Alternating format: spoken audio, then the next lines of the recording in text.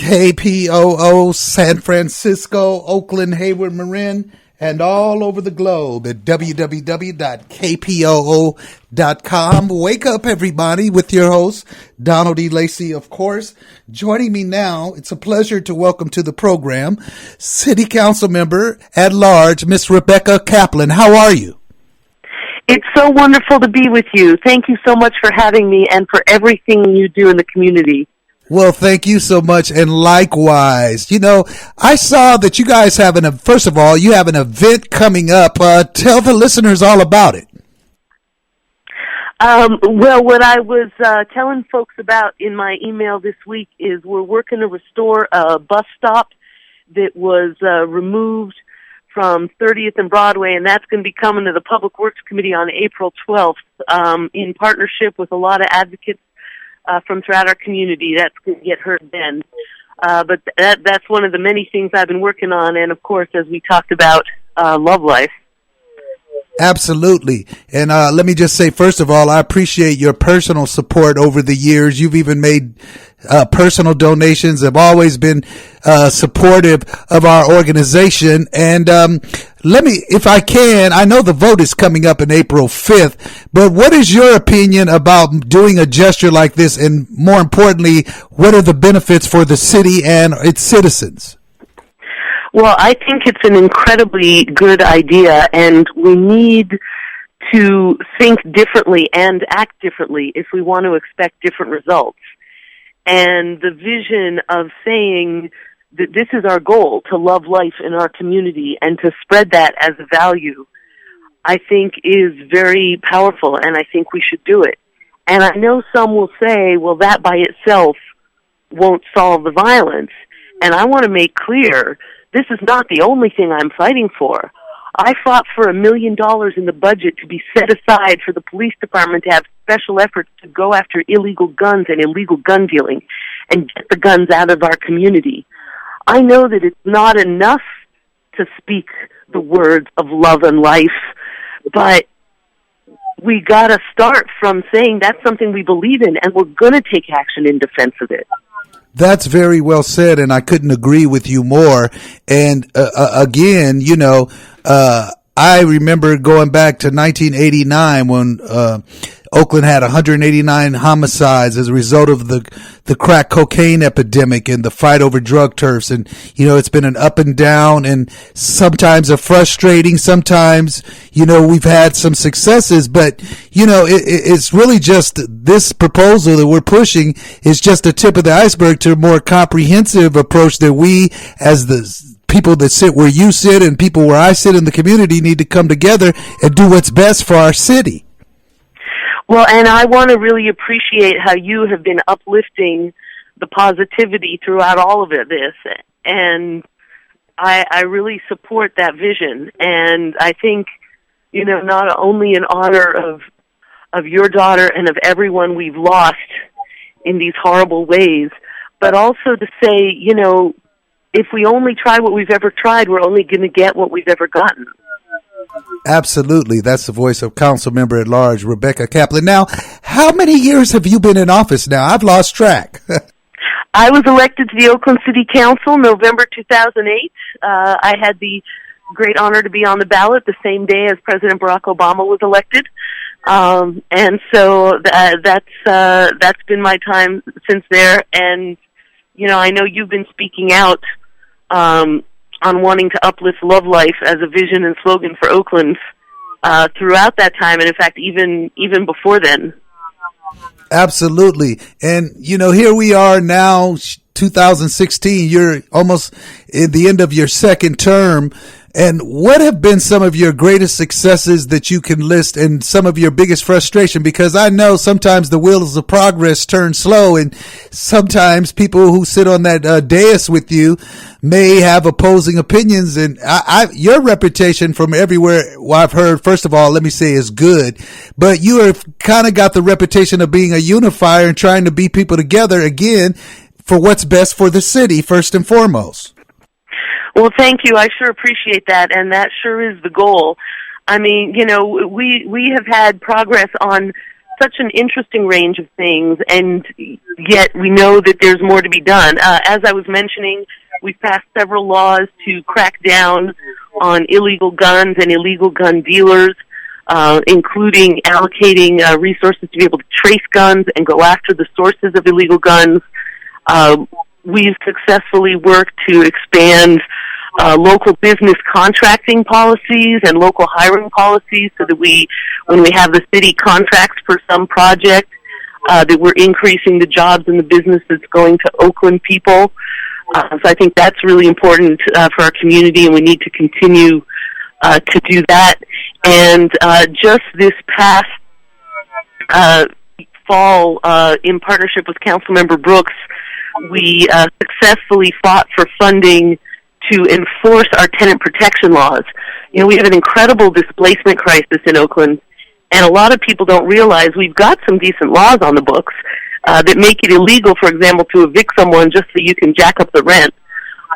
But the laws haven't been adequately enforced. So we fought for funding to increase community-based outreach, education, and enforcement for our tenant protection laws to help prevent the displacement and the illegal rent increases.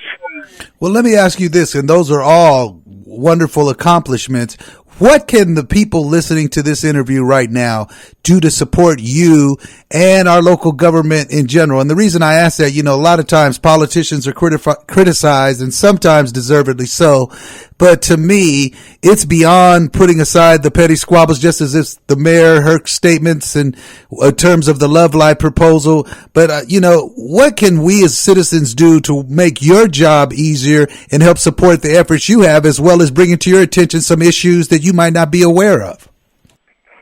Well, I think it's really important that people stay involved and engaged and active. I think we also need to do a better job lifting up Oakland's voice together to the state and to the region. There's a lot of state agencies and Bay Area regional agencies that make big decisions that affect us negatively, like the state's been cutting our funding for street and road repair.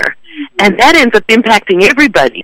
It sucks for the people who don't get the jobs that they would have gotten if we'd been repairing our roads, and for the people who use the roads, both in cars and on bicycles, you know, if the potholes don't get filled. And so I think we as a community could strengthen our voice that whenever the money is being divided up by the state or the region, that Oakland and communities like Oakland still today keep getting the short end of the stick. And so I'd like to work together more to strengthen our voice in terms of those kind of ongoing inequities.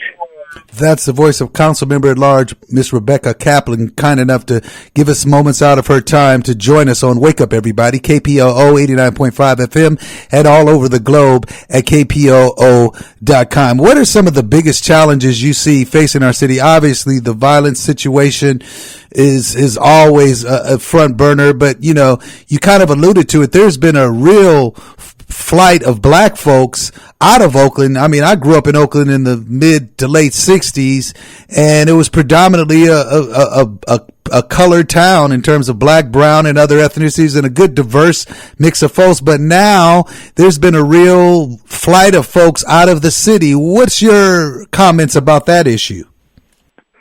Well, I think we absolutely have a major housing crisis, and specifically a housing displacement crisis. And I think it hasn't been taken seriously enough. That's part of why I fought for the money to increase the enforcement of our laws.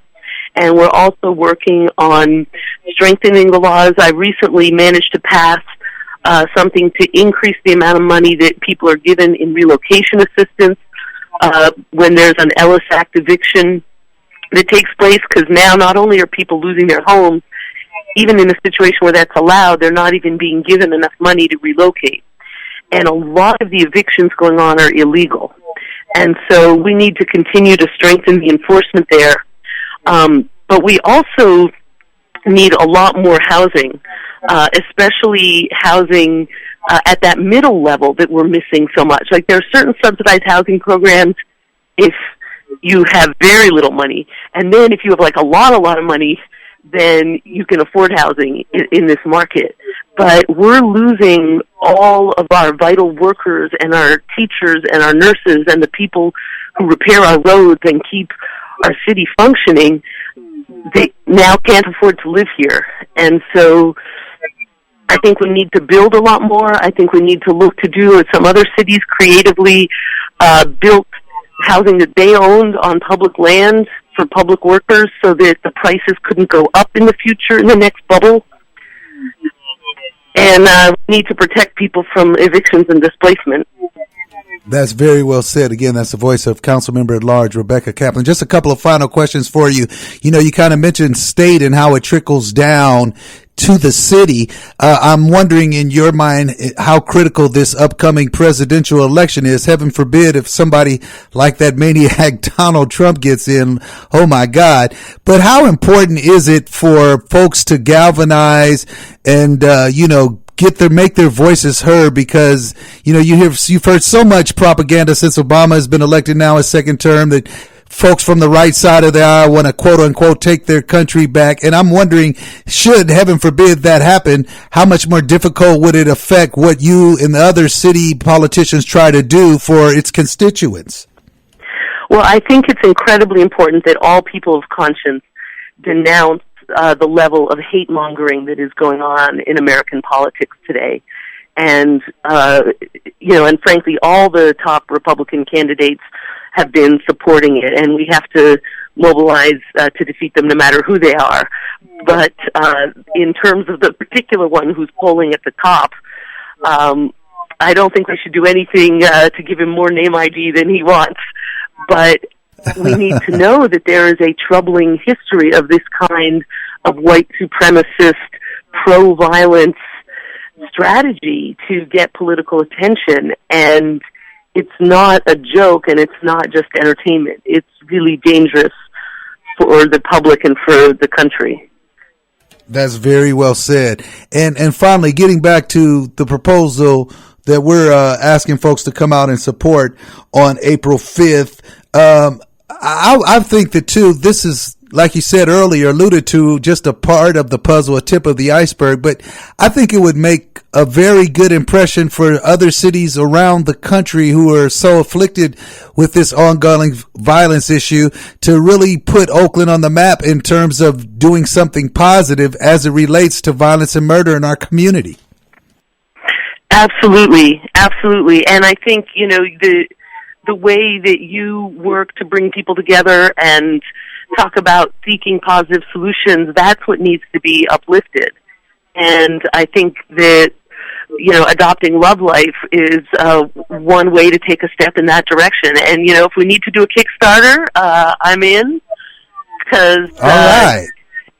Though I understand we're not talking about too much money, but I think we need to take this step. And I would hope that in taking this step, it will cause us to unite more around the other steps, like cracking down on illegal gun dealing, like making sure we're rebuilding bonds of trust between the police department and the community, and really working to hire people who are from Oakland and who understand Oakland to work in our police department. I mean, there's so many next steps, but the next steps happen better if we're united and if we have a vision that there's somewhere we can get to that's different from where we've been. That's excellent. Well, listen, I want to thank you for taking time to be with us. And again, thank you for your integrity, your compassion, and your humanity. And I can honestly say, from even before you got elected, you were always around as it relates to the community. You're a true community person, and I appreciate your support. And whenever you need to come on this show to let our listeners know what's going on, feel free to contact me at any time. Well, thank you so much, and keep you and bless you. God bless you too, Rebecca. Thank you so much. Take care. Take care. There she is, a politician with integrity, I might say, and not just because she's supporting me, but she wants to do the right thing. That's council member at large for your city of Oakland, Ms. Rebecca Kaplan. And appreciate her joining us this morning, as well as expressing her support for our proposal, which comes up April 5th, 5:30 in the City Council chambers. What a good human being she is. Really good person. And it's been a pleasure to get to know her over these past 10, 11 years or so.